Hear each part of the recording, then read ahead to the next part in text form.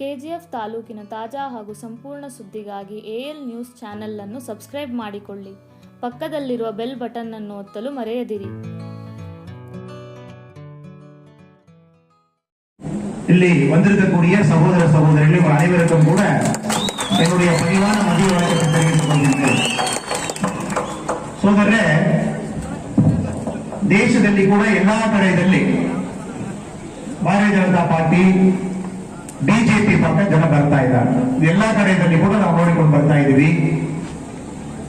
Hindu party, Hindutva ಪಾರ್ಟಿಯಲ್ಲಿ ಹೇಳ್ಕೊಂಡು ಕಾಂಗ್ರೆಸ್ ಪಕ್ಷದವರು BJP ಮೇಲೆ ಯಾವಾಗಲೂ ಒಂದು ಆರೋಪ ಇಟ್ಕೊಂಡಿರ್ತಾರೆ.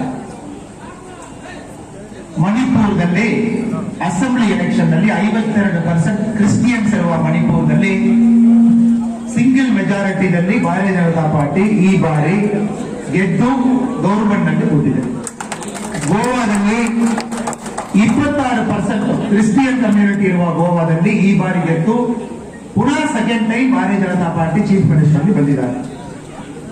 ಅದೇ ಸಂದರ್ಭದಲ್ಲಿ ಉತ್ತರ ಪ್ರದೇಶದಲ್ಲಿ, ಉತ್ತರಾಖಂಡ್ನಲ್ಲಿ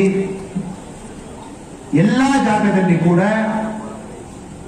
ಎಲ್ಲಾ ತರ ಜನ, ಅದು ಹಿಂದೂ ಇರಬಹುದು, ಮುಸ್ಲಿಂ ಇರಬಹುದು, ಕ್ರಿಸ್ಟಿಯನ್ ಇರಬಹುದು, ಎಲ್ಲಾ ಜಾತಿಯಲ್ಲಿರುವ ಜನ ಭಾರತೀಯ ಜನತಾ ಪಾರ್ಟಿ ನಮ್ಮ ನರೇಂದ್ರ ಮೋದಿ ಸಾಹೇಬರಿಗೂ ಬೆಂಬಲ ಕೊಟ್ಟು ಎಲ್ಲಾ ಕಡೆ ಎಲೆಕ್ಷನ್ ನಲ್ಲಿ ನಮ್ಮ ಗೆಲ್ಲಿಸಿ ಕೂರಿಸಿಕೊಂಡು ಬರ್ತಾ ಇದ್ದಾರೆ.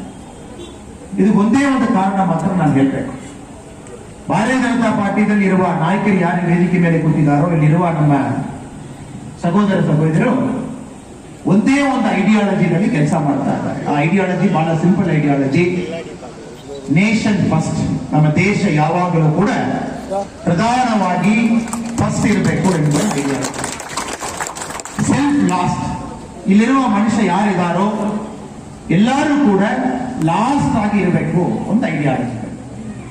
ಇದರಲ್ಲಿ ಜಾತಿ ಇಲ್ಲ, ಇದರಲ್ಲಿ ಮತ ಇಲ್ಲ, ಇದರಲ್ಲಿ ಏನು ಇಲ್ಲ, ಇದರಲ್ಲಿ ನೇಷನ್ ಮಾತ್ರ ಇದೆ. ಇದು ಎಲ್ಲಾ ಕಡೆಯಲ್ಲಿ ಜನ ಅರ್ಥ ಮಾಡಿಕೊಂಡು ಒಂದೊಂದು ಕಡೆಯಲ್ಲಿ ಭಾರತೀಯ ಜನತಾ ಪಾರ್ಟಿಗೂ ಎಲೆಕ್ಷನ್ ನಲ್ಲಿ, ಮತದಾನದಲ್ಲಿ ಗೆಲ್ಲಿಸಿ ಪುನಃ 2 ಬಾರಿ, 3 ಬಾರಿ, 4ನೇ ಬಾರಿ, 5ನೇ ಬಾರಿ, ಗುಜರಾತ್ನಲ್ಲಿ ಇನ್ನು 9 ತಿಂಗಳಿನಲ್ಲಿ 6ನೇ ಬಾರಿ ಎಲೆಕ್ಷನ್ ನಲ್ಲಿ ಭಾರತೀಯ ಜನತಾ ಪಾರ್ಟಿಗೂ ಬೆಂಬಲ ಕೊಟ್ಕೊಂಡು ಬರ್ತಾ ಇದ್ದಾರೆ. இதற்கு ஒரே ஒரு காரணம் மிக முக்கியமா சொல்லணும் அப்படின்னா, சமீபத்தில் ஒரு 2 வாரங்களுக்கு முன்னாடி இந்தியால 2 பேரை பார்க்கிறோம். ஒன்று நம்முடைய பாரத பிரதமர் திரு நரேந்திர மோடி அவர்கள் இங்கே இருந்து 3 நாடுகளுக்கு சுற்றுப்பயணம் செல்கின்றார். Germany, Netherlands, France. 3 நாட்டுக்கு நம்முடைய பாரத பிரதமர் நரேந்திர மோடி அவர்கள் சுற்றுப்பயணம் செல்கின்றார். 59 மணி நேரம், 59 மணி நேரமும் கூட தொடர்ச்சியாக நாட்டுக்காக வேலை செய்து கொண்டிருக்கிறார். இதை ஒரு பக்கம் பார்க்க, அவர் டூர் போல, சுத்தி பார்க்கல, பார்க் போகல, நடந்து போகல, இயற்கையை ரசிக்கல. ஒரே நோக்கம், நம்முடைய நாடு நன்றாக இருக்க வேண்டும் என்பதற்காக சுற்றுப்பயணம். இன்னொரு பக்கம் கர்நாடகால காங்கிரஸ் கட்சி எப்பொழுதும் கூட கனவு அதிகமா இருக்கக்கூடிய கட்சி. இப்ப கர்நாடகால யாருக்கு கனவு அதிகமா வரும் கேட்டீங்கன்னா அது காங்கிரஸ் கட்சி. ஆட்சிக்கு வர வேண்டும் என்கின்ற கனவுல மிதந்து கொண்டிருக்கக்கூடிய காங்கிரஸ் கட்சி. அதனுடைய தலைவர் ராகுல் காந்தி அவர்கள் இதே நேரத்தில் நேபாளுக்கு போனார். நீங்க பாத்தீங்கன்னு தெரியும். ஒரு பக்கம் நரேந்திர மோடி அவர்கள் ஜெர்மனி, நெதர்லாண்ட்ஸ், பிரான்ஸ்ல நாட்டுக்காக வேலை சென்று கொண்டிருக்கும் பொழுது நேபாள் இருக்கக்கூடிய ஒரு பப்ல ராகுல் காந்தி அவர்கள் மியூசிக் கேட்டுக்கொண்டு அமர்ந்து கொண்டிருக்கின்றார். பக்கத்துல ஒரு பெண்ணும் கூட அமர்ந்திருக்கின்றார்கள். நாம் யாரும் கூட எந்த ஒரு பெண்ணை பற்றி இழிவாக பேச போவது கிடையாது. யாரு அந்த பெண் என்று அனைவரும் கூட கேட்டுக்கொண்டிருந்த பொழுது இந்த காங்கிரஸ் காரங்களாவே நாங்க பொய் பேச மாட்டோம், உண்மையைத்தான் பேசுவோம் அவங்களே சொல்லுவாங்க. இந்த பக்கத்துல தெலங்கானால இருக்கிற காங்கிரஸ் தலைவர் ரேவந்த் அவர் சொன்னாரு, ராகுல் காந்தி பக்கத்தில் இருக்கக்கூடிய பெண் யாருன்னா சைனாவுடைய அம்பாசிடர் தான் அந்த பெண், அவரே போட்டு விடுறாரு. அதாவது 3வது இருக்கக்கூடிய ஒரு நாடுல ஒரு பக்கம் பாரதத்தினுடைய பிரதமர் அவர்கள் கடின உழைப்பாக நாடு நாடாக சென்று கொண்டிருக்கும் பொழுது நேபாள ஒரு பார்ல, ஒரு பப்ல அமர்ந்து கொண்டு சைனீஸ் அம்பாசிடர் அமர்ந்து கொண்டு ராகுல் காந்தி அவர்கள் பேசிக் கொண்டிருக்கின்றார்கள் என்றால், காங்கிரஸை பொறுத்தவரை நேஷன் என்பது லாஸ்ட், செல்ஃப் என்பது ஃபர்ஸ்ட். பாரதிய ஜனதா பார்ட்டியை பொறுத்தவரை நேஷன் என்பது ஃபர்ஸ்ட், செல்ஃப் என்பது லாஸ்ட். இது 2 மட்டும்தான் இந்த 2 கட்சிகளுக்கு இருக்கக்கூடிய ஒரு டிஃபரன்ஸ். ಇಲ್ಲಿ ಕರ್ನಾಟಕದಲ್ಲಿರುವ ಬಿಜೆಪಿನವರಿಗೂ ಇಂಡಿಯಾದಲ್ಲಿರುವ ಎಲ್ಲ ಬಿಜೆಪಿನವರಿಗೂ ನಮ್ಮ ದೇಶ ಎಂಬುದು ಪ್ರಧಾನ ಫಸ್ಟ್, ಒಂದು ವ್ಯಕ್ತಿ ಎಂಬುದು ಲಾಸ್ಟ್, ಅವರು ಕಡೆಸ್ತಾರೆ. ಇದು ಕಾಂಗ್ರೆಸ್ ನಲ್ಲಿ ರಾಹುಲ್ ಗಾಂಧಿ ಅವರು ನೇಪಾಳ ಹೋಗಿರುವಾಗ ಅಲ್ಲಿ ಒಂದು ಪಬ್ನಲ್ಲಿ ಬಾರ್ನಲ್ಲಿ ಮ್ಯೂಸಿಕ್ ಇಟ್ಕೊಂಡು ನಿಂತ್ಕೊಂಡಿರುವ ವಿಡಿಯೋ ತಾವೆಲ್ಲ ನೋಡಿದ್ದೀರಾ. ಆಮೇಲೆ ರಾಹುಲ್ ಗಾಂಧಿ ಅವರ ಪಕ್ಕದಲ್ಲಿ ನಿಂತ್ಕೊಂಡಿರುವ ಲೇಡಿ ಯಾರು ನಮಗೆ ಗೊತ್ತಾಯಿತು, ಒಂದು ಪ್ರದೇಶ ಕಾಂಗ್ರೆಸ್ ಅಧ್ಯಕ್ಷರವರೇ ಹೇಳಿದ್ದು ಅವರು ಚೈನಾ ಅಂಬಾಸಿಡರ್. ಒಂದು ಕಡೆ ನಾವು ನೇಷನ್ ಫಸ್ಟ್ ಕೆಲಸ ಮಾಡ್ತಾ ಇದೀವಿ, ಇಲ್ಲಿ ಕಾಂಗ್ರೆಸ್ ಪಾರ್ಟಿನಲ್ಲಿ ಅಧ್ಯಕ್ಷ ಪಕ್ಕದ ಕಂಟ್ರಿದಲ್ಲಿ ಹೋಗಿ ಅಲ್ಲಿ ಕೂತ್ಕೊಂಡು ಅಲ್ಲಿ ಇನ್ನೊಂದು ಕಂಟ್ರಿ ಅಂಬಾಸಿಡರ್ ಜೊತೆಗೆ ಪಬ್ನಲ್ಲಿ ಮೀಟ್ ಮಾಡ್ತಾರನ, ಅದು ಏನ್ ನಮಗ್ ತೋರಿಸ್ತಾ ಇದೆ? ಕಾಂಗ್ರೆಸ್ ಪಾರ್ಟಿ ಪ್ರಕಾರ ದೇಶ ಯಾವಾಗಲೂ ಕೂಡ ಲಾಸ್ಟ್, ಸಾಮಾನ್ಯ ವ್ಯಕ್ತಿ ಯಾವಾಗಲೂ ಕೂಡ, ಪಾರ್ಟಿದಲ್ಲಿ ಇರುವ ಲೀಡರ್ಸ್ ಯಾವಾಗಲೂ ಕೂಡ ಫಸ್ಟ್ ಆತರ ಇಟ್ಕೊಂಡಿದ್ದಾರೆ. ಅದಕ್ಕೆ ನಮ್ಮ ದೇಶ ಹಾಳಾಯಿತು. ಅದಕ್ಕೊಂದು ಕ್ಲಾಸಿಕ್ ಎಕ್ಸಾಂಪಲ್ ನಮ್ಮ ಕೋಲಾರ ಗೋಲ್ಡ್ ಮೈನ್ 1819 ಶುರುವಾಗಿದ್ದ ಒಂದು ಗೋಲ್ಡ್ ಮೈನ್. ಸಾವಿರಾರು ಜನ ಇಲ್ಲಿ ಕೆಲಸ ಮಾಡಿದರು. 80% ಮೇಲೆ ತಮಿಳುನಾಡಿನಲ್ಲಿ ಬಂದು ಕೆಲಸ ಮಾಡಿದ ಜನ. 200 ವರ್ಷಕ್ಕೆ ಮೇಲೆ ಇಲ್ಲಿರುವ ಒಂದು ಗೋಲ್ಡ್ ಮೈನ್. ಬಟ್ ಕಳೆದ 20 ವರ್ಷದಲ್ಲಿ ಈ ಗೋಲ್ಡ್ ಮೈನ್ ಸ್ಟಾಪ್ ಆಗಿದೆ. ನಾನು ಯಾವಾಗಲೂ ನಮ್ಮ MP ಮುನಿಸ್ವಾಮಿ ಅನ್ನೋವರೆಗೂ ಡೆಲ್ಲಿಯಲ್ಲಿ ಮೀಟ್ ಮಾಡೋದು. ಯಾವಾಗ ಪ್ರಹ್ಲಾದ್ ಜೋಶಿ ಮಂತ್ರಿ ಅವರು ಆಫೀಸ್ ನಲ್ಲಿಯೋ ಬೇರೆ ಯಾವುದೋ ಒಂದು ಮಂತ್ರಿಗಳಿನಲ್ಲಿಯೋ ಪಾರ್ಲಿಮೆಂಟ್ ಕಾಂಪ್ಲೆಕ್ಸ್ ನಲ್ಲಿಯೋ ಇಬ್ಬರು ಜಾಸ್ತಿ ಮೀಟ್ ಮಾಡ್ತಾ ಇರ್ತೀವಿ. ನಾನು ನಮ್ಮ ನೈವೇಲಿ ಲಿಗ್ನೈಟ್ ಕಾರ್ಪೊರೇಷನ್ ಆ ಇಶ್ಯೂ ತಗೊಂಡು ಅಲ್ಲಿ ಬರ್ತಾ ಇರ್ತೇನೆ. ಇವರು ಯಾವಾಗಲೂ KGF ಇಶ್ಯೂ ತಗೊಂಡು, ಕೋಲಾರ ಗೋಲ್ಡ್ ಮೈನ್ ಇಶ್ಯೂ ತಗೊಂಡು ಅಲ್ಲಿ ತಿರುಗಾಡ್ತಾ ಇರ್ತಾರೆ. ಅವರಲ್ಲಿ ಮಾತಾಡುವಾಗಲೇ ನನಗೊಂದು ವಿಷಯ ಗೊತ್ತಾಯಿತು, ಯಾವ ತರ ಕಾಂಗ್ರೆಸ್ ಪಾರ್ಟಿಯವರು ಇಂಡಿಯಾದಲ್ಲಿ ಒಂದೊಂದು ಕಡೆ ಲೂಟಿ ಮಾಡಿ ಗಾಲಿ ಮಾಡಿದಾರೋ, ಅದು ಬಿಜೆಪಿ ಪ್ರಧಾನಮಂತ್ರಿ ನರೇಂದ್ರ ಮೋದಿ ಅವರು ಪುನಃ ಕಟ್ಕೊಂಡು ಬರ್ತಾ ಇದ್ದಾರೋ, ಈ KGF ಕ್ಲಾಸಿಕ್ ಎಕ್ಸಾಂಪಲ್. ಸಾವಿರಾರು kg gold missing, test gold missing. ಇವತ್ತು ಅಲ್ಲಿ KGF ಒಳಗಡೆ ಹೋಗಿದ್ದೀರನ್ನ ಯಾರು ಫೋಟೋ ಇರ್ತದೇನಾ? ರಾಜೀವ್ ಗಾಂಧಿ ಅವರ ಫೋಟೋ, ಇಂದಿರಾ ಗಾಂಧಿ ಅವರ ಫೋಟೋ, ಸೋನಿಯಾ ಗಾಂಧಿ ಅವರ ಫೋಟೋ, ಸೋನಿಯಾ ಗಾಂಧಿ ಮಕ್ಕಳವರ ಫೋಟೋ KGF ನಲ್ಲಿದೆ. KGF ಅದು private property. Kolar gold mine ಕಾಂಗ್ರೆಸ್ಗೂ ಪ್ರೈವೇಟ್ ಪ್ರಾಪರ್ಟಿ, ಕಾಂಗ್ರೆಸ್ ಪಕ್ಷಕ್ಕೂ ಪ್ರೈವೇಟ್ ಪ್ರಾಪರ್ಟಿ ಆಗಿ ಒಂದು ಗೋಲ್ಡ್ ಮೈನ್ ಇಟ್ಕೊಂಡು ಇವತ್ತು ಬಹಳ ಕಷ್ಟಪಟ್ಟು ನಮ್ಮ MP ಅವರು ಹೇಳಿದರು, ಏನೇನು ಕಷ್ಟಪಟ್ಟು ಪುನಃ ಇದು KIDP ಲ್ಯಾಂಡ್ ಅಕ್ವಿಸಿಷನ್ ಮಾಡಿ, ಆಮೇಲೆ ಕರ್ನಾಟಕ ಗವರ್ಮೆಂಟ್ ಹ್ಯಾಂಡ್ ಓವರ್ ಮಾಡಿ, ಆಮೇಲೆ ಪುನಃ ಈ ಮೈನ್ ರೀಸ್ಟಾರ್ಟ್ ಮಾಡಿ, ಆಮೇಲೆ ಪುನಃ 1,000 ಜನಕ್ಕೆ ಮೇಲೆ, ಸಾವಿರಾರು ಜನಕ್ಕೆ ಮೇಲೆ ಇಲ್ಲಿ ಕೆಲಸ ಪುನಃ ಕೊಟ್ಟು, ಇಷ್ಟು ಕಾಂಪ್ಲಿಕೇಟೆಡ್ ಒಂದು ಕೆಲಸ ನಮ್ಮ ಪಕ್ಷ, ನಮ್ಮ ಪ್ರಧಾನಮಂತ್ರಿ ನರೇಂದ್ರ ಮೋದಿ ಅವರು, ನಿಮ್ಮ MP ಮುನಿಸ್ವಾಮಿ ಅವರು ಮಾಡ್ತಾ ಇದ್ದಾರೆ. ಬಹಳ ಕಷ್ಟದ ಕೆಲಸ. ಬಟ್ ನನಗೆ ಗಂಭೀರವಾಗಿ ಒಂದು ನಂಬಿಕೆ ಇದೆ, ಡೆಲ್ಲಿಯಲ್ಲಿ ಅವರು ಮಾಡುವ ಹಾರ್ಡ್ ವರ್ಕ್, ಪಾರ್ಲಿಮೆಂಟ್ ಔಟ್ಸೈಡ್.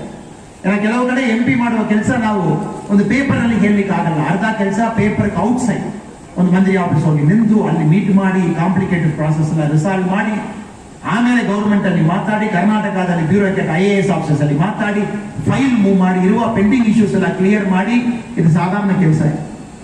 ಇಷ್ಟು ಕಷ್ಟಪಟ್ಟು ಕೆಲಸ ನಮ್ಮ ತಮಿಳು ಜನಕ್ಕೋಸ್ಕರ ಮಾಡಿಕೊಂಡಿರುವ ನಮ್ಮ MP ಅವರಿಗೆ ನಿಜವಾಗಿ ನಾನೊಂದು ಸಲ್ಯೂಟ್ ಈ ಸಮಯದಲ್ಲಿ ಮಾಡಲೇಬೇಕು. ನನಗೆ ಸಂಪೂರ್ಣ ನಂಬಿಕೆ ಇದೆ, ತುಂಬಾ ವೇಗದಲ್ಲಿ ಈ ಮೈನ್ ಓಪನ್ ಆಗಿ ಪುನಃ ನಮ್ಮ ಜನಕ್ಕೆ ಕೆಲಸ ಸಿಕ್ಕಿ ಪುನಃ ಒಂದು ವಿಶ್ವಕ್ಕೆ ಗೋಲ್ಡ್ ಕೊಡುವ ಒಂದು ಜಾಗವಾಗಿ ಇದು ಚೇಂಜ್ ಆಗ್ತದೆ. ನಮಗೆ ಯಾವ ತರ ಒಂದು இஷ்யூ கூட நடக்கல. இங்க இருக்கக்கூடிய நம்ம மக்களுக்கு சொல்ல வேண்டும் என்றால், எப்படி காங்கிரஸ் ஆட்சி காலத்தில் இந்தியா கெட்டு சீரழிந்து சின்னாபின்னமாகி இங்க இருக்கக்கூடிய மக்கள் ஒருவரும் கூட கண் முன்னால் நம்முடைய கோல்டு மைன் அழிந்ததை நாம் பார்த்தோமோ, அது காங்கிரஸ் ஆட்சி. இப்பொழுது 20 ஆண்டுகளாக இதை நிறுத்தி வைத்திருக்கின்றார்கள். 1819 ஆரம்பித்த இந்த மைன் 200 ஆண்டுகளை தாண்டி இருக்கக்கூடிய இந்த உலகத்துல இருக்கக்கூடிய மிக பழமையான ஒரு மைன். அது எங்கேயுமே இவ்வளவு ஓல்டு மைன் கிடையாது. குவாலிட்டி ஆஃப் கோல்டு ரொம்ப அற்புதமான கோல்டு. பெலாடியமாக இருக்கலாம், மைக்ரோ மினரல்ஸாக இருக்கலாம், அனைத்தும் இயங்கக்கூடிய இருக்கக்கூடிய ஒரு கோலார் கோல்டு மைன் இங்கே அமைந்திருக்கிறது. ஆனால் இங்கே ஆயிரக்கணக்கான kilo gold missing, test gold missing. Congress கட்சியினுடைய, காந்தி ஃபேமிலியினுடைய பிரைவேட் ப்ராப்பர்ட்டி, குடும்ப சொத்தாக இதை நடத்தி கொண்டு வந்திருக்கின்றார்கள். உதாரணத்திற்கு ஒரு எம்பி 7 முறை காங்கிரஸ் குடும்ப சொத்தாக 7 முறை ஒரு எம்பி இங்கே கோலாரிலே ஜெயிச்சு அவர் செய்த சாதனை என்னவென்றால் இந்த மைனை மூடியது மட்டும்தான். இதற்கு முன்னால் இருந்த எம்பி 7 முறை ஜெயிச்ச எம்பி செய்த சாதனை. மைனை திரும்ப ஓபன் பண்றது சாதாரண வேலை கிடையாது. ஒரு காம்ப்ளிகேட்டட் வேலையை இந்த எம்பி கையில் எடுத்து நம்முடைய எம்பி அவர்கள் ஒரு ஆபீஸாக ஏறி இறங்கி பாராளுமன்றத்தில் பேசி பாதி நேரம் நான் டெல்லியில் அவரை சந்திப்பதே பாராளுமன்ற அனெக்ஸாக இருக்கலாம் அல்லது ஏதாச்சும் ஒரு மந்திரியினுடைய அலுவலகத்தில் இருவரும் கூட சந்திப்போம். உங்களுக்காக கடினமாக ஒரு முயற்சி எடுத்துக் கொண்டிருக்கின்றார். மத்திய அரசை கன்வின்ஸ் பண்ணி இந்த லேண்டை கவர்மெண்ட் ஆஃப் கர்நாடகா கொடுத்து அதன் பின்பு கவர்மெண்ட் ஆஃப் கர்நாடகா இந்த மைனை கையில் எடுத்து அதன் பின்பு இந்த மைனை ரீஆபரேட் பண்ணி அதன் பின்பு உங்களுக்கு ஆயிரக்கணக்கான மக்களுக்கு வேலை கொடுத்து ஒரு அசாத்தியமான வேலையை துணிவாக கையில் எடுத்து சாத்தியமாக்கி கொண்டிருக்கக்கூடிய இந்த எம்பிக்கு நிச்சயமாக இந்த மேடையிலிருந்து நான் வணக்கத்தை சொல்லி ஆக வேண்டும். இன்னும் கர்நாடகா எலெக்ஷன் வரைக்கும் 1 வருட காலம் இருக்கிறது. 1 வருட காலம் இந்த எலெக்ஷன் வரும் பொழுது இந்தியா முழுவதுமே மக்கள் உணர்ந்திருக்கின்றார்கள், கர்நாடகாவிலும் உணர ஆரம்பித்திருக்கின்றார்கள். எப்பொழுது double engine government Narendra Modi அவர்கள் டெல்லியிலுமே பசவராஜ் பொம்மை அவர்கள் கர்நாடகாவில் முதலமைச்சராக இங்கே அமரும் பொழுது கர்நாடகா மக்களுக்கு நல்லது நடக்கும் என்பதை மக்கள் இங்கே டபுள் இன்ஜின் கவர்மெண்டாக உணர்ந்திருக்கின்றார்கள்.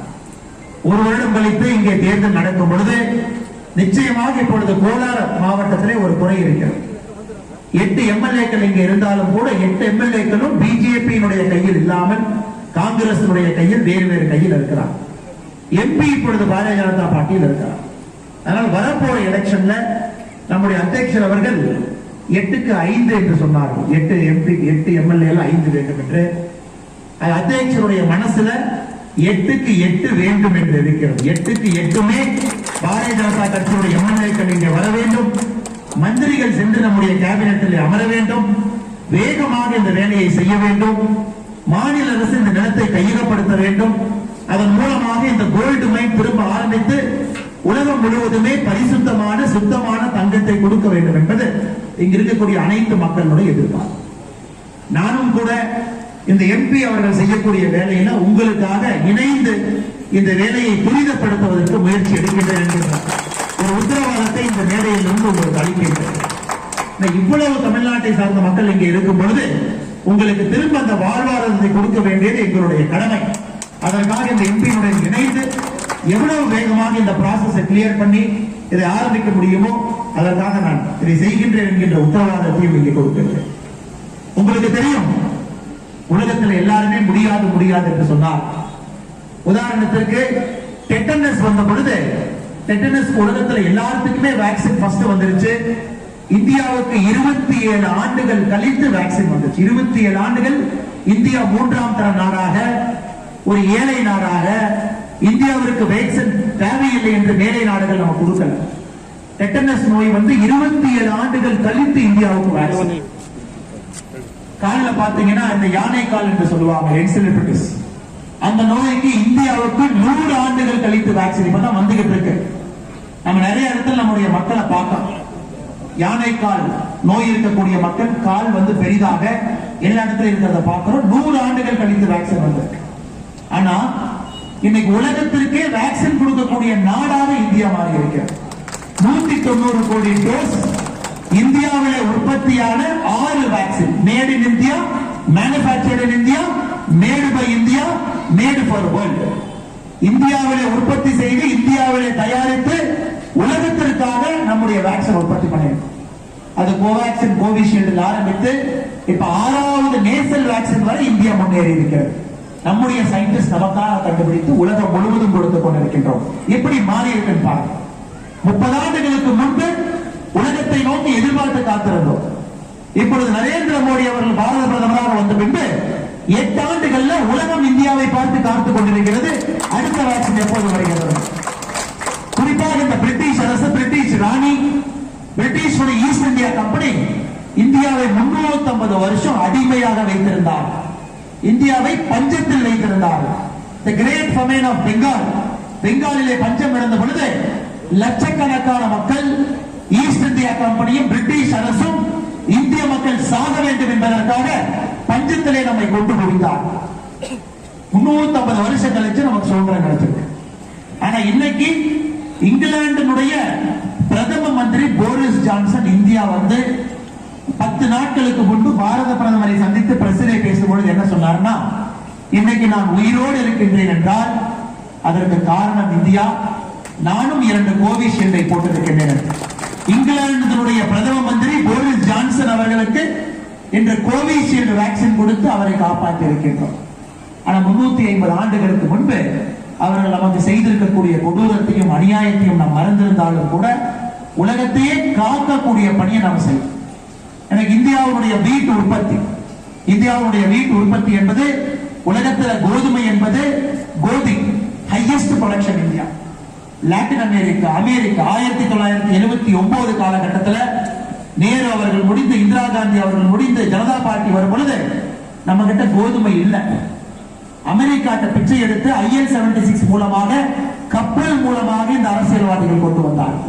இன்னைக்கு லாட்டின் அமெரிக்காவும் ஐநா சபையும் போன வாரம் நம்முடைய பாரத பிரதமர் நரேந்திர மோடி அவர்கள் கேட்கிறாங்க, உலகத்துல கோதுமை தட்டுப்பாடாக இருக்கிறது, தயவு செய்து இந்தியாவிலிருந்து கொடுத்து மக்களை காப்பாற்றுகிறது. 8 ஆண்டுகள் இந்த நாடு ஒரு வல்லரசு நிலையை நோக்கி சென்று கொண்டிருக்கிறது. குறிப்பாக கர்நாடகா மாநிலத்தை பொறுத்தவரை உங்களுக்கு அருகாமையில் இருக்கக்கூடிய பெங்களூர் அடுத்த கட்டத்திற்கு செல்ல ஆரம்பித்தது.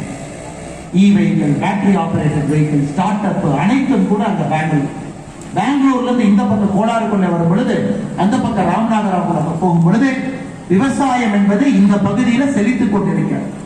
எங்கேயுமே விவசாயிகள் நன்றாக வாழாத பொழுது இந்த பகுதியில் செழித்துக் கொண்டிருக்கிறது. காரணம், சின்ன சின்ன பசங்க உள்ள வந்து விவசாயத்தை ஒரு கம்பெனியாக நடத்த ஆரம்பித்திருக்கிறார்கள். அது அனைத்தும் கூட கோலாறுடைய, ராம்நகராவுடைய இந்த பகுதியினுடைய கொள்கையாக இருக்கிறது.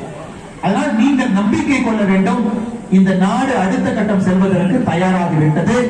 உலகத்திற்கே விஸ்வகுருவாக பாரதிய ஜனதா கட்சி ஆண்டு கொண்டிருக்கக்கூடிய இந்தியா மாறும் என்பது யாருக்கும் எந்த மாற்று கருத்தும் கிடையாது. காரணம், இங்கே இருக்கக்கூடிய தலைவர்களுடைய கடின உழைப்பு, பாரத பிரதமர் நரேந்திர மோடி அவருடைய கடின உழைப்பு. ஒரு பக்கம் காங்கிரஸ் தலைவர்கள் பாரில் அமர்ந்து கொண்டு எதிரி நாட்டு அம்பாசிடர் பேசிட்டு இருக்கும் பொழுது நம்முடைய தலைவர்கள் உலகமாக சுற்றுப்பயணம் செய்து நம்முடைய மக்களை காப்பாற்றிக் கொண்டிருக்கின்றார்கள் என்பதை நாம் மறந்துவிடக் கூடாது. 3 ತಿಂಗಳಿಗೆ ಮುಂಚೆ ನಮಗೊಂದು ಟಿವಿನಲ್ಲಿ ಒಂದು ನೋಡಿದ್ವಿ. ಉಕ್ರೇನ್ ರಷ್ಯಾ ಆ ವಾರ್ನಲ್ಲಿ 23,000 ನಮ್ಮ ದೇಶದಲ್ಲಿರುವ ಜನ ಅಲ್ಲಿ ಸಿಕ್ಕಾಕೊಂಡ್ಬಿಟ್ಟಿದ್ದಾರೆ. ಅದನ್ನು ಸಾಮಾನ್ಯ ಜನ ಇರಬಹುದು, 12,000 ಸ್ಟೂಡೆಂಟ್ಸ್ ಇರಬಹುದು, ಕರ್ನಾಟಕದಲ್ಲಿ 2,000 ಸ್ಟೂಡೆಂಟ್ಸ್ ಇರಬಹುದು, ತಮಿಳುನಾಡಿನಲ್ಲಿ 1,900 ಸ್ಟೂಡೆಂಟ್ಸ್ ಇರಬಹುದು. ಇಡೀ ಪ್ರಪಂಚದಲ್ಲಿ ಎಲ್ಲಾ ದೇಶವೂ ಕೂಡ ಯಾವ ತರ ಅಲ್ಲಿ ಹೋಗಿ ಉಕ್ರೇನ್ ರಷ್ಯಾ ಕಾನ್ಫ್ಲಿಕ್ಟ್ ನಲ್ಲಿ ಆ ಜನ ಔಟ್ಸೈಡ್ ಕರ್ಕೊಂಡು ಬರಬೇಕಾದ್ರೆ ಒಂದು ದೊಡ್ಡ ಕನ್ಫ್ಯೂಷನ್ ಆಗಿರುವಾಗ ನಮ್ಮ ಪ್ರೈಮ್ ಮಿನಿಸ್ಟರ್ ನರೇಂದ್ರ ಮೋದಿ ಅವರು ಬಹಳ ಅಸಾಲ್ಟ್ ಆಗಿ ಮಾಡಿದ್ರು. ಇದರಲ್ಲಿ ಕರ್ನಾಟಕದಲ್ಲಿ ನಮ್ಮ ಪ್ರೀತಿಯ ಒಂದು ಮೆಡಿಕಲ್ ಡಾಕ್ಟರ್ ಅವರು ಈ ರಷ್ಯನ್ ಏರ್ ಸ್ಟ್ರೈಕ್ ನಲ್ಲಿ ತೀರಿ ಹೋಗಿದ್ರು. ಅದಕ್ಕೋಸ್ಕರ ನಮ್ಮ ದೇಶದಲ್ಲಿರುವ ಎಲ್ಲಾ ಜನ ಕೂಡ, ತಮಿಳುನಾಡಿನಲ್ಲಿರುವ ಎಲ್ಲಾ ಜನ ಕೂಡ ಎಲ್ಲರೂ ಕೂಡ ಬಹಳ ಬೇಜಾರು ಮಾಡಿಕೊಂಡು ಅವರಿಗೆ ಬಹಳ ಕಣ್ಣಲ್ಲಿ ನೀರು ಬಂದಿದೆ. ಇನ್ನೊಬ್ಬರಿಗೆ ಇದೇ ತರ ಆಗಬಾರದು, ಎಲ್ಲರೂ ಬರಬೇಕು ಅನ್ನೋ ಒಂದು ಥಿಂಕಿಂಗ್ ಇರುವಾಗ ಯಾವುದೇ ಇನ್ನೊಂದು ಘಟನೆ ಆಗದೆ ಬಹಳ ಒಳ್ಳೆಯ ರೀತಿಯಲ್ಲಿ ನಮ್ಮ ನರೇಂದ್ರ ಮೋದಿ ಸಾಹೇಬರವರು ಕರ್ಕೊಂಡು ಬಂದು ನಮಗೆ 23,000 ಜನವು ಬಂದರು. ಆಗ ಇಲ್ಲಿರುವ KGF ನಲ್ಲಿ 2 ಡಾಕ್ಟರ್ಸ್ ಅವರು ವಾಪಸ್ ಬಂದರು. ಇಲ್ಲಿರುವ ಕಾಂಗ್ರೆಸ್, ತಮಿಳುನಾಡಿನಲ್ಲಿರುವ ಕಾಂಗ್ರೆಸ್ ಇಬ್ಬರು ಕೂಡ ಸ್ಟಿಕ್ಕರ್ ಹಚ್ಚಲಿಕ್ಕೆ ಕೆಲಸ ಶುರು ಮಾಡಿದ್ರು. ನಾವು ಕರ್ಕೊಂಡು ಬಂದಿದ್ದೀವಿ, ನಾವು ಮಾಡಿದ್ದೀವಿ, ನಮ್ಮ ರಾಹುಲ್ ಗಾಂಧಿ ಅವರು ಮಾಡಿದ್ರು. ಕಾಂಗ್ರೆಸ್ ಅವರು ಮಾಡಿದ ಏನ್ ಕೆಲಸನ, ಏರ್ಪೋರ್ಟ್ ಬಂದ ಮೇಲೆ ಒಂದು ಶಾಲ್ ಹಾಕಿ ಮಾಳೆ ಹಾಕಿದ್ರು ಮಾತ್ರ ಕಾಂಗ್ರೆಸ್ ಮಾಡಿದ ಕೆಲಸ. ಬಿಜೆಪಿ ಮಾಡಿದ ಕೆಲಸ ಕಾರ್ಗಿವ್ ಆಗಿರಬಹುದು, ಕಾನ್ಫ್ಲಿಕ್ಟ್ ಝೋನ್ ನಡೆಯುವ ಇಂಪಾರ್ಟೆಂಟ್ ಏರಿಯಾದಲ್ಲಿ ಆ ದೇಶದಲ್ಲಿ ಮಾತಾಡಿ, ರಷ್ಯಾದಲ್ಲಿ ಮಾತಾಡಿ, ನೈಬರಿಂಗ್ ದೇಶದಲ್ಲಿ ಮಾತಾಡಿ, ಒಬ್ಬೊಬ್ಬರು ಒಂದೊಂದು ಬಾರ್ಡರ್ ಅಲ್ಲಿ ಶಿಫ್ಟ್ ಮಾಡಿ ಒಂದೇ ಭಾರತ್ ಫ್ಲೈಟ್ ಕಳಿಸಿ ಆ ಫ್ಲೈಟ್ ನಲ್ಲಿ ಇಲ್ಲಿ ಕರ್ಕೊಂಡು ಬಂದು ಮನೆವರೆ ನಮ್ಮ ಭಾರತ ಪ್ರಧಾನಿ ನರೇಂದ್ರ ಮೋದಿ ಅವರಿಗೆ ಮನೆ ಕರ್ಕೊಂಡು ಹೋಗಿ ಆಗುತ್ತಿದೆ. ನನಗೆ ನಂಬಿಕೆ ಇದೆ, ಇಲ್ಲಿ ಇರುವ ದೊಡ್ಡ ಮೈನ್ ಪ್ರಾಬ್ಲಮ್ ಸಾಲ್ವ್ ಆಗ್ತದೆ. ಅದು ಖಂಡಿತವಾಗಿ ನಮ್ಮ ಬಿಜೆಪಿ ಸರ್ಕಾರ, ಇಲ್ಲಿರುವ MP ನರೇಂದ್ರ ಮೋದಿ ಸಾಹೇಬರವರು ಸಾಲ್ವ್ ಮಾಡಿಯೇ ಮಾಡ್ತಾರೆ. ವರ್ಷ ಮಾಡಿದ ಅನ್ಯಾಯ 8 ವರ್ಷದಲ್ಲಿ ಸರಿ ಮಾಡಿಕೊಂಡು ಬರ್ತಾ ಇದ್ದೀವಿ. ಸೊ ಅಲ್ಲಿರುವ ನಮ್ಮ ತಮಿಳು ಜನರನ್ನು ಸ್ಪೆಷಲ್ ಆಗಿ ನಾನು ತಿಳಿಸಲೇಬೇಕು. ಅದೇ ಸಮಯದಲ್ಲಿ ನಮ್ಮೆಲ್ಲರಿಗೂ ಕೂಡ ಇಲ್ಲಿ ಬರಬೇಕು ಅನ್ನೋ ಆಸೆ, ನನಗೊಂದು ದೊಡ್ಡ ಆಸೆ ಇತ್ತು. ಕೋಲಾರದಲ್ಲಿ KGF ನಲ್ಲಿ ಕೆಲಸ ಮಾಡಬೇಕು ಅನ್ನೋ ಆಸೆ ಇತ್ತು. ಬಟ್ ನನ್ನ ಸರ್ವಿಸ್ ನಲ್ಲಿ ಜಾಸ್ತಿ ನಾನು ಕೋಸ್ಟಲ್ ರೀಜನ್ ನಲ್ಲಿ ಅಲ್ಲಿ ಜಾಸ್ತಿ ಲಾ ಅಂಡ್ ಆರ್ಡರ್ ಪ್ರದೇಶದಲ್ಲಿ ಕೆಲಸ ಮಾಡಿದ್ರೆ ಬರಲಿಕ್ಕೆ ಅವಕಾಶ ಇಲ್ಲ. ನಾನು ಕರ್ನಾಟಕದಲ್ಲಿ 10 ವರ್ಷ ಕೆಲಸ ಮಾಡಿದ ಕೂಡ ಕೋಲಾರ ಜಿಲ್ಲೆಗೆ ನಾನು ಬಂದಿರುವುದು ಇವತ್ತೇ ಫಸ್ಟ್. 10 ವರ್ಷದಲ್ಲಿ ನಾನು ಕೋಲಾರ ಬರಲಿಕ್ಕೆ ಅವಕಾಶ ಸಿಕ್ಕೇ ಇಲ್ಲ. ಆದ್ರೆ ಇವತ್ತು ಅವರು ಕರೆಯುವಾಗ ನಾನು ಕೋಳಿಕೋಡ್ನಲ್ಲಿ 2 ದಿನದ ಮುಂಚೆ ಒಂದು ಪ್ರವಾಸ ಇತ್ತು, ಏನೋ ಒಂದು ಮಾಡಿ ಇವತ್ತು ಬರಲೇಬೇಕು ಅಂತ ಬಂದಿದ್ದೆ. ಯಾಕೆಂದ್ರೆ ಅದೊಂದು ಪುಣ್ಯ ಭೂಮಿ. ಸ್ಪೆಷಲಿ ಇನ್ನು ಮುಳುಬಾಗಿಲು ಕಡೆ ಹೋಗುವಾಗ ಸ್ಪಿರಿಚುವಲ್ ಸೆಂಟರ್, ಕರ್ನಾಟಕದಲ್ಲಿ ಸ್ಪಿರಿಚುವಲ್ ಸೆಂಟರ್ ಇರುವುದೇ ಈ ಮುಳುಬಾಗಿಲು. ಋಷಿ ಮುನಿ ತುಂಬಾ ಜನ ಮುಳುಬಾಗಿಲಿருந்து ಯಾವಾಗಲೂ ನಮ್ಮ ದೇಶಕ್ಕೂ ಕರ್ನಾಟಕಕ್ಕೂ ತಮಿಳುನಾಡಕ್ಕೂ ಪಕ್ಕದಲ್ಲಿ ಆಂಧ್ರಕ್ಕೂ ಆಶೀರ್ವಾದ ಇವತ್ತೂ ಕೊಟ್ಕೊಂಡಿರ್ತಾರೆ. ಈ ಪುಣ್ಯ ಭೂಮಿಗೆ ಇವತ್ತು ಬಂದಿರುವುದು ಪ್ಯೂರ್ಲಿ ನಾನು ಎಲ್ಲೋ ಒಂದು ಕಾಲದಲ್ಲಿ செய்திರುವ ಒಂದು ಪುಣ್ಯ ಕೆಲಸಕ್ಕೂ ಇವತ್ತು ಆಪರ್ಚುನಿಟಿ ಸಿಕ್ಕಿದೆ. ಇಲ್ಲಿ ಬಂದು ಇಲ್ಲಿರುವ ಎಲ್ಲಾ ಜನ ಮಾತಾಡಿ ನೋಡಿ ತಮ್ಮ ಜೊತೆಗೆ ಒಂದು ಬೆಳಗ್ಗೆ ಇருந்து ಇವತ್ತುವರೆ ಇರಲಿಕ್ಕೆ ನನಗೊಂದು ದೊಡ್ಡ ಒಂದು ಅವಕಾಶ. ನಾನು ಕನ್ನಡದಲ್ಲಿ ಮಾತಾಡಿ ಆಲ್ಮೋಸ್ಟ್ 2 ವರ್ಷ ಆಗ್ತಾ ಇದೆ. 2 ವರ್ಷ ಆದ ಮೇಲೆ ಕರ್ನಾಟಕ ಬರ್ತಾ ಇದ್ದೀನಿ. ಒಂದು political party function, BJP function ಕರ್ನಾಟಕದಲ್ಲಿ 2 ವರ್ಷ ಆದ ಮೇಲೆ ಇವತ್ತು ಸ್ಟೇಜ್ ನಲ್ಲಿ ಇದ್ದೀನಿ. 2 ವರ್ಷ ಆದ ಮೇಲೆ ಸ್ಟೇಜ್ ನಲ್ಲಿ ಇವತ್ತು ಕನ್ನಡದಲ್ಲಿ ಮಾತಾಡ್ತಾ ಇದ್ದೀನಿ. ಜಾಸ್ತಿ ತಮಿಳುನಾಡಿನಲ್ಲಿ ನಮಗೆ ಟೈಟ್ ಆಗಿದೆ, ಬಂದು ಬ್ಯುಸಿ ಆಗಿದೆ, ತುಂಬಾ ಕೆಲಸ ಅಲ್ಲಿ ಇದೆ. ಇವತ್ತು ಬರಲೇಬೇಕು ಅಂತ ಬಂದಿದ್ದೀವಿ. ಇಲ್ಲಿ ಬಂದಿರುವ ನಮ್ಮ ಪ್ರೀತಿಯ ಸಹೋದರ சகோதரரே, இங்க வந்திருக்கக்கூடிய அனைத்து நம்முடைய சகோதர சகோதரிகள், தமிழ் சொந்தங்கள், உங்கள் அனைவருக்கும் கூட என்னோட அன்பான வணக்கங்களை நன்றிகளை தெரிவித்து நல்லது நடக்கட்டும். எனக்கு எந்த ஒரு மாற்று கருத்தும் இல்லை. 1 வருடம் கழித்து கர்நாடகாவிலே தேர்தல் நடக்கும் பொழுது மறுபடியும் பிஜேபி அரசு, மறுபடியும் பொம்மை அவர்கள், மறுபடியும் டபுள் இன்ஜின் கவர்மெண்ட் வரும். குறிப்பாக நம்முடைய எம்பி செய்யக்கூடிய அந்த வல்லிய வேலைகள் அனைத்தும் கூட நல்ல வேலைகளாக உங்களுக்கு ஒரு மாற்றம் ஏற்படும் என்கிற நம்பிக்கையில உங்களிடம் விடைபெற்றுக் கொள்கின்றேன். நன்றி, வணக்கம். பாரத் மாதா கே.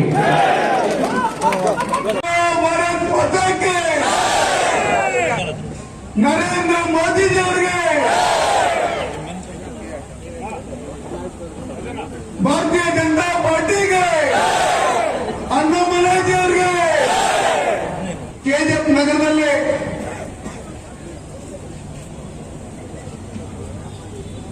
ನಮ್ಮ ಜಿಲ್ಲಾಧ್ಯಕ್ಷರು ಹೇಳ್ತಾ ಇರೋ ಒಂದು ಇತಿಹಾಸ ಸೃಷ್ಟಿ ಆಗ್ತಾ ಇದೆ ಅಂತ. ಅದು ನಿಜಕ್ಕೂ ಸತ್ಯ. ಈ ದಿನ ಏನು ನಮ್ಮ ನಿಮ್ಮೆಲ್ಲರ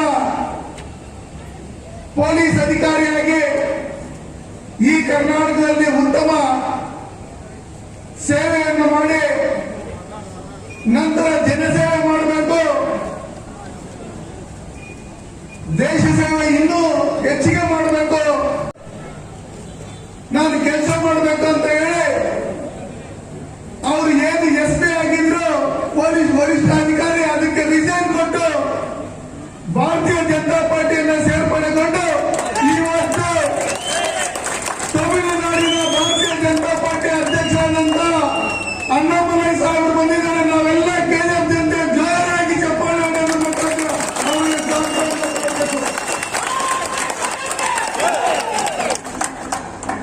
ಅದೇ ರೀತಿ ಇವತ್ತೇನು ನಮ್ಮ ಕೆಜಿಎಫ್ ನಗರದಲ್ಲಿ ಮತ್ತೆ ಗ್ರಾಮಾಂತರದಲ್ಲಿ ಒಟ್ಟಾರೆ ತಾಲೂಕಿನಲ್ಲಿ ಕಾರ್ಯಕರ್ತರ ಸಮಾವೇಶ ಮಾಡಬೇಕು ಅಂತ ಹೇಳಿ ಅದ್ದೂರಿಯಾಗಿ ಸಮಾವೇಶವನ್ನು ಮಾಡ್ತಾ ಇದ್ದಾರೆ.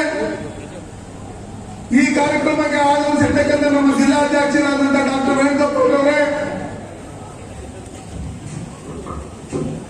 ಮತ್ತಿನ್ನೂ ಕೆಜಿಎಫ್ ನಗರದಲ್ಲಿ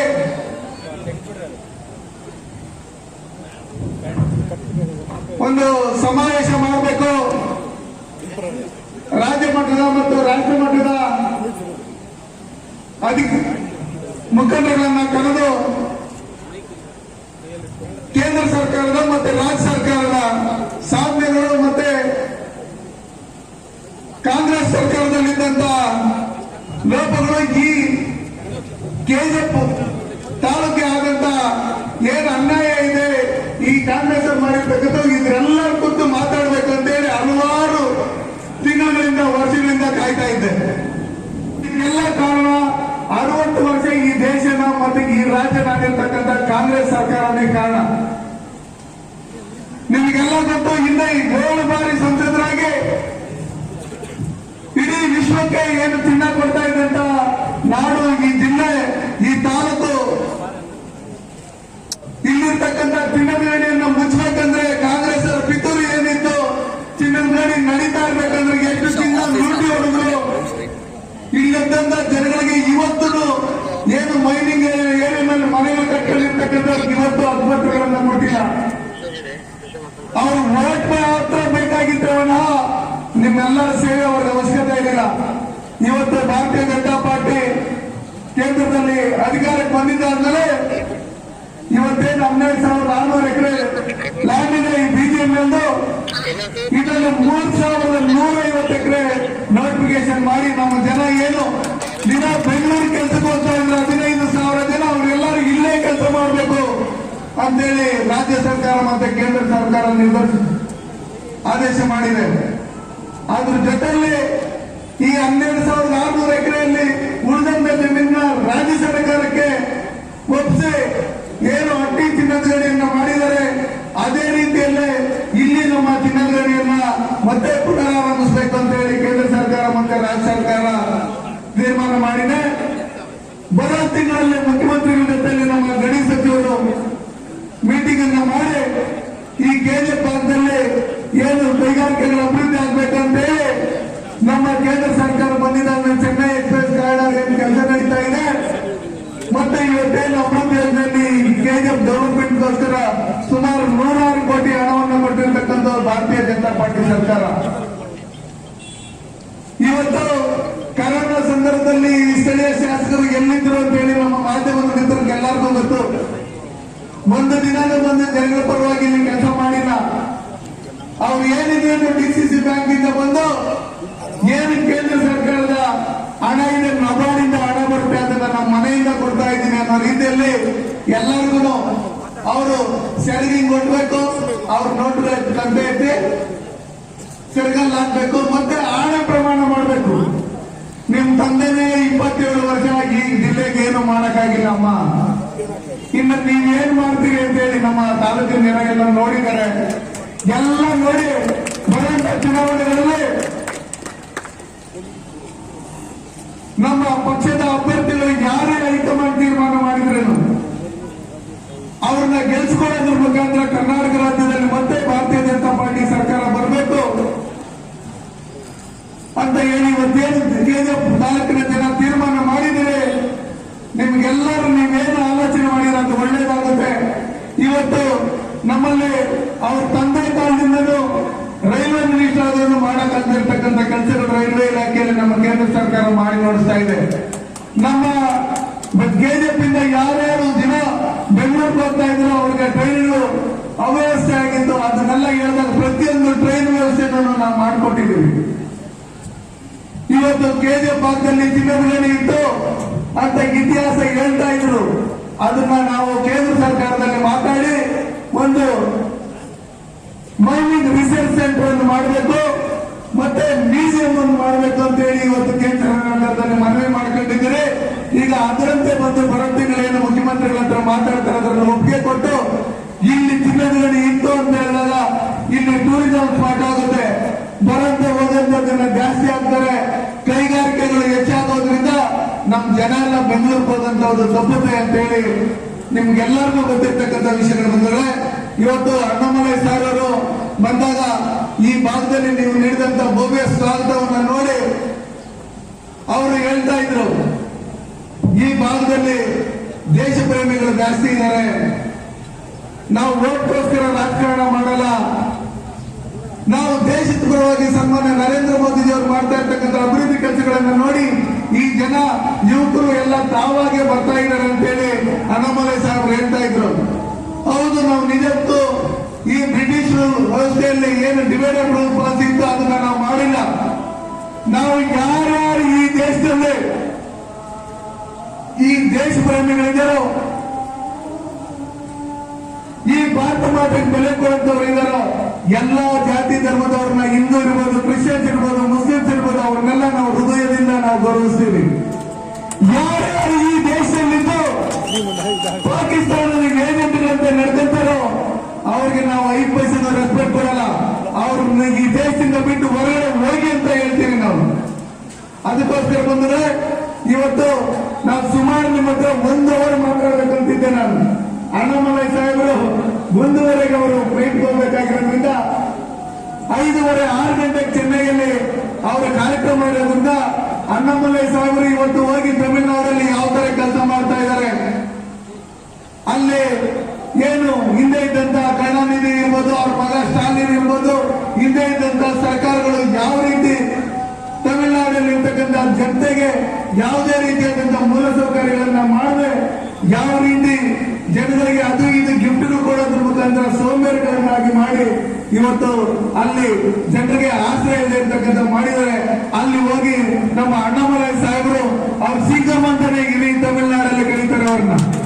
ಸಿಂಗಮ್ ಅಂದ್ರೆ ಪೊಲೀಸ್ ಇಲಾಖೆಯಲ್ಲಿದ್ದಾಗ ಮಾತ್ರ ಅಲ್ಲ, ಇವತ್ತು ಅವರು ದೇವಸ್ಥಾನಕ್ಕೆ ಹೋದಾಗ ನರಸಿಂಹ ತೀರ್ಥಗೆ ತಮಿಳುನಾಡಿಂದ ಬಂದಿದ್ದಂತ ಎಷ್ಟೋ ಜನ ನಮ್ಮ ದೇಶದ ರಕ್ಷಣೆಗೋಸ್ಕರ ನರೇಂದ್ರ ಮೋದಿ ಸಾಹೇಬರಿದ್ದಾರೆ.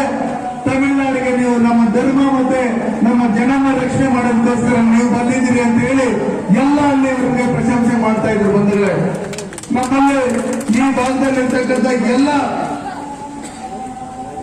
ಮಾಜಿ ಶಾಸಕರಾದಂತ ಸಂಪಂಗಿಯವರು ಇರ್ಬೋದು, ಸುರೇಶ್ ನಾರಾಯಣಗುಡಿ ಅವರು ಇರ್ಬೋದು, ಉದಿರಾಯ್ ಇರ್ಬೋದು, ಕಮಲ್ ರಾವ್ ಇರ್ಬೋದು, ಹನುಮಂತರವರು ಇರ್ಬೋದು, ಎಲ್ಲರೂ ಒಗ್ಗಟ್ಟಾಗಿ ಇದು ಯಾವುದೇ ಒಂದು ಮನೆಯ ಕಾರ್ಯಕ್ರಮ ಅಲ್ಲ, ಒಂದು ವ್ಯಕ್ತಿಯ ಕಾರ್ಯಕ್ರಮ ಅಲ್ಲ, ಇದು ಪಕ್ಷದ ಕಾರ್ಯಕ್ರಮ. ನಾವೆಲ್ಲ ಒಂದು ಅಂತೇಳಿ ಎಲ್ಲರೂ ಒಗ್ಗಟ್ಟಾಗಿ ಬಂದು ಎಲ್ಲರೂ ಒಟ್ಟಿಗೆ ಸೇರಿಕೊಂಡು ಕೆಲಸ ಮಾಡಿ ಬರುವಂತ ದಿನಗಳಲ್ಲಿ ನಾವು 150ಕ್ಕೂ ಹೆಚ್ಚಿಗೆ ಸೀಟ್ಗಳನ್ನ ಗೆಲ್ಲೋದ್ರ ಮುಖಾಂತರ ನಾವು ಮತ್ತೆ ಕರ್ನಾಟಕದಲ್ಲಿ ಭಾರತೀಯ ಜನತಾ ಪಾರ್ಟಿ ಆಡಳಿತಕ್ಕೆ ತರಬೇಕು. ಇವತ್ತು ನಮ್ಮ ಸನ್ಮಾನ್ಯ ನರೇಂದ್ರ ಮೋದಿಜಿಯವರು ಕೋವಿಡ್ ಸಂದರ್ಭದಲ್ಲಿ ಇಡೀ ಪ್ರಪಂಚದಲ್ಲಿ ಎಲ್ಲಾ ಜನ ಯೋಚನೆ ಮಾಡ್ತಾ ಇದ್ರು, ಭಾರತ ದೇಶದಲ್ಲಿ 135 ಕೋಟಿ ಜನಸಂಖ್ಯೆ ಇದೆ, ಯಾವ ರೀತಿ ಇವ್ರನ್ನೆಲ್ಲ ರಕ್ಷಣೆ ಮಾಡ್ತಾರೆ ನರೇಂದ್ರ ಮೋದಿ ಅವರು ಅಂತ. ಸನ್ಮಾನ್ಯ ನರೇಂದ್ರ ಮೋದಿಜಿ ಅವರ ನಾಯಕತ್ವದಲ್ಲಿ ನಮ್ಮ ದೇಶದ ವಿಜ್ಞಾನಿಗಳು, ಡಾಕ್ಟರ್ಗಳು ಮತ್ತೆ ಮಂತ್ರಿಗಳು ಎಲ್ಲ ಒಟ್ಟಿಗೆ ಸೇರಿ ಹಿಂದೆ ನಮ್ಮ ಪೋಲಿಯೋ ಲಸಿಕೆ ಬೇರೆ ದೇಶದಲ್ಲಿ ಕಂಡಿದ್ದಾದ್ಮೇಲೆ ನಮ್ಮ ದೇಶಕ್ಕೆ ಬರೋದಕ್ಕೆ 20 ವರ್ಷ ಬೇಕಾಯಿತು. ಆದ್ರೆ ಕೊರೋನಾ ಸಂದರ್ಭದಲ್ಲಿ ಬೇರೆ ದೇಶದವರು ಏನು ರಷ್ಯಾ ಅಮೆರಿಕದವರು ಕೋವಿಡ್ ಲಸಿಕೆಯನ್ನು ಕಂಡಿಡಿದ್ರು, ಅದೇ ಸಂದರ್ಭದಲ್ಲಿ ನಮ್ಮ ದೇಶದ ವಿಜ್ಞಾನಿಗಳು ನರೇಂದ್ರ ಮೋದಿಜಿ ಅವರ ನಾಯಕತ್ವದಲ್ಲಿ 2 ವ್ಯಾಕ್ಸಿನ್ಗಳನ್ನ ಕಂಡುಹಿಡಿಯೋದ್ರ ಮುಖಾಂತರ ಎಲ್ಲ ನಮ್ಮ ದೇಶದ 100 ಕೋಟಿ ಜನಕ್ಕೂ ಹೆಚ್ಚಿಗೆ ಉಚಿತವಾಗಿ ವ್ಯಾಕ್ಸಿನ್ಗಳನ್ನ ಹಾಕೋದ್ರ ಮುಖಾಂತರ, ಉಚಿತವಾಗಿ ಮೆಡಿಸಿನ್ ಅನ್ನು ಕೊಡೋದ್ರ ಮುಖಾಂತರ ಇವತ್ತರೆಗೂ 80 ಕೋಟಿ ಜನಕ್ಕೂ ಹೆಚ್ಚಿಗೆ ಜನಕ್ಕೆ ಉಚಿತವಾಗಿ ರೇಷನ್ ಕೊಡೋದ್ರ ಮುಖಾಂತರ ಯಾವ ರೀತಿ ನಮ್ಮ ಜನಗಳ ಪ್ರಾಣ ಮತ್ತೆ ಆರೋಗ್ಯನ ಕಾಪಾಡಿದ್ರೆ ಅಂತ ಹೇಳಿ ನೀವೆಲ್ಲ ನೋಡಿದ್ದೀರಿ ಬಂದರೆ. ಇವಾಗಲೂ ಕ್ರೆಡಿಟ್ ಸೇರ್ಬೇಕಂದ್ರೆ ರಾಜ್ಯ ಸರ್ಕಾರಕ್ಕೆ ಮತ್ತೆ ಕೇಂದ್ರ ಸರ್ಕಾರಕ್ಕೆ ಸೇರ್ಬೇಕು. ಇವತ್ತು ಈ ಕೆಜಿಎಫ್ ನಗರದಲ್ಲಿ ಯುಜಿಡಿ ಕೆಲಸ, ರಸ್ತೆ ಕೆಲಸ, ಫುಟ್ಪಾತ್ ಕೆಲಸ, ಕುಡಿಯ ನೀರಿನ ವ್ಯವಸ್ಥೆಗಳು ಇವತ್ತೇನು ಅಮೃತ್ ಯೋಜನೆಯನ್ನು ಮಾಡ್ತಾ ಇದ್ದಾರೆ, ಇದು ನಮ್ಮ ಸನ್ಮಾನ್ಯ ನರೇಂದ್ರ ಮೋದಿಜಿ ಅವರ ಸರ್ಕಾರಕ್ಕೆ ಸಲ್ಲಬೇಕು. ಇವತ್ತು ನಮ್ಮ ಏನು ಚೆನ್ನೈ ಎಕ್ಸ್ಪ್ರೆಸ್ ಕಾರಿಡಾರ್ ಕೆಲಸ ನಡೀತಾ ಇದೆ, ಇದನ್ನು ನೀವು ನೋಡಿದ್ದೀರಿ.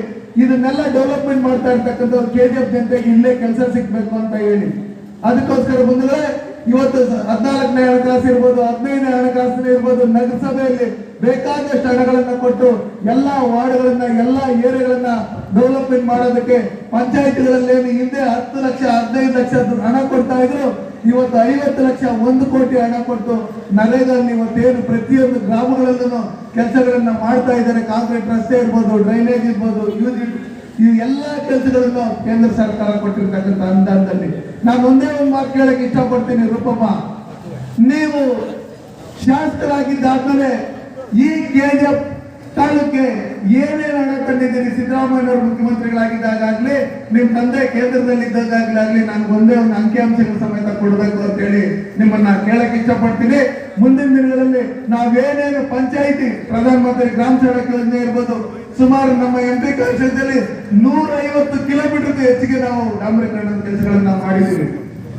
ನಾವು ಬಸ್ ಸ್ಟ್ಯಾಂಡ್ಗಳನ್ನ ಮಾಡಿದಿರಿ, ಐಮಾಸ್ ಲೈಟ್ಗಳನ್ನ ಹಾಕಿದಿರಿ. ಇವತ್ತು ಏನೇನು ಮನೆಗೂ ನಲ್ಲಿ ಮುಖಾಂತರ ನೀರು ಕೊಡಬೇಕು ಅಂತ ಹೇಳ್ಬಿಟ್ಟು ಏನು ಜಲ್ ಜೀವನ್ ಮಿಷನ್ ಅಲ್ಲಿ ಕೆಲಸ ಮಾಡ್ತಾ ಇದ್ದಿದ್ದೆಲ್ಲ ಸನ್ಮಾನ್ಯ ನರೇಂದ್ರ ಮೋದಿಜಿ ಅವರು ಆಯುಷ್ಮಾನ್ ಭಾರತ್ ಕಾರ್ಡ್ ಮಾಡಿ ಇವತ್ತೇನು ಎಲ್ಲರಿಗೂ ಆರೋಗ್ಯ ವ್ಯವಸ್ಥೆ ಸಿಗಬೇಕು, ಯಾವುದೇ ದೊಡ್ಡ ದೊಡ್ಡ ಆಸ್ಪತ್ರೆಗಳಿಗೆ ಹೋದ್ರೆ ಆಯುಷ್ಮಾನ್ ಭಾರತ್ ಕಾರ್ಡ್ ನೋಡಿದ್ರೆ ಚಿಕಿತ್ಸೆ ಕೊಡ್ಬೇಕಂತ ಹೇಳಿ ಈ ಆಯುಷ್ಮಾನ್ ಭಾರತ್ ಕಾರ್ಡ್ ಅನ್ನ ಕೊಟ್ಟು ಸುಮಾರು ದೇಶದಲ್ಲಿರ್ತಕ್ಕಂಥ 40 ಕೋಟಿಗೂ ಹೆಚ್ಚಿಗೆ ಜನಕ್ಕೆ ಅದರ ಸೌಲಭ್ಯ ಸಿಕ್ಕಿದೆ. ಮತ್ತೆ ಎಲ್ಲೆಲ್ಲಿ ದಳ್ಳಾಳಿಗಳಿದ್ರು ಆ ದಳ್ಳಾಳಿಗಳನ್ನ ಸೈನಿಕರಲ್ಲಿ ನೇರವಾಗಿ ಬರ್ತಕ್ಕಂಥ ಹಣನ ರೈತರಿಗೆ ಕೃಷಿ ಸನ್ಮಾನ್ ಯೋಜನೆ ಇರ್ಬೋದು, ನಮ್ಮ ಕಿಸಾನ್ ಯೋಜನೆ ಇರ್ಬೋದು, ನಮ್ಮ ಈಶನ್ ಕಾರ್ಡ್ ಇರ್ಬೋದು, ನೇರವಾಗಿ ಸವಲತ್ತುಗಳನ್ನ ಬರಂತ ಹಣವನ್ನ ಅಕೌಂಟ್ಗಳಿಗೆ ಬರೋದ್ರ ಮುಖಾಂತರ ಈ ಕೆಲಸಗಳನ್ನ ಮಾಡಿರ್ತಕ್ಕಂಥ ಭಾರತೀಯ ಜನತಾ ಪಾರ್ಟಿ ಸರ್ಕಾರ. ಮತ್ತೆ ನಮ್ಮ ರೈತರ ಮಕ್ಕಳಿಗೆ ವಿದ್ಯಾಭ್ಯಾಸ ಸಿಗ್ಬೇಕು ಅಂತ ಹೇಳಿ ನಮ್ಮ ಬಸವರಾಜ ಬೊಮ್ಮಾಯಿರವರು ನಮ್ಮ ವಿದ್ಯಾಸಿರಿ ಅನ್ನೋ ಕಾರ್ಯಕ್ರಮದಲ್ಲಿ 5,000, 10,000, 15,000, 20,000 ಓದಂತ ಮಕ್ಕಳಿಗೆ 5ನೇ ಕ್ಲಾಸ್ ಮಕ್ಕಳಿಗೆ, 10ನೇ ಕ್ಲಾಸ್ ಮಕ್ಕಳಿಗೆ, PUC ಮಕ್ಕಳಿಗೆ, ಡಿಗ್ರಿ ಮಕ್ಕಳಿಗೆ ನೇರವಾಗಿ ಅವರ ಅಕೌಂಟ್ಗಳಿಗೆ ಹೋಗಂತ ಕೆಲಸ ಮಾಡಿರ್ತಕ್ಕಂಥ ಸಾಧನೆ ಶೂನ್ಯ ನಮ್ಮ ಸನ್ಮಾನ್ಯ ನರೇಂದ್ರ ಮೋದಿ ಅವರು ಇಡೀ ಪ್ರಪಂಚದಲ್ಲೇ ವಿಶ್ವ ನಾಯಕರಾಗಿದ್ದಾರೆ. ಅವರನ್ನ ಎಲ್ಲರೂ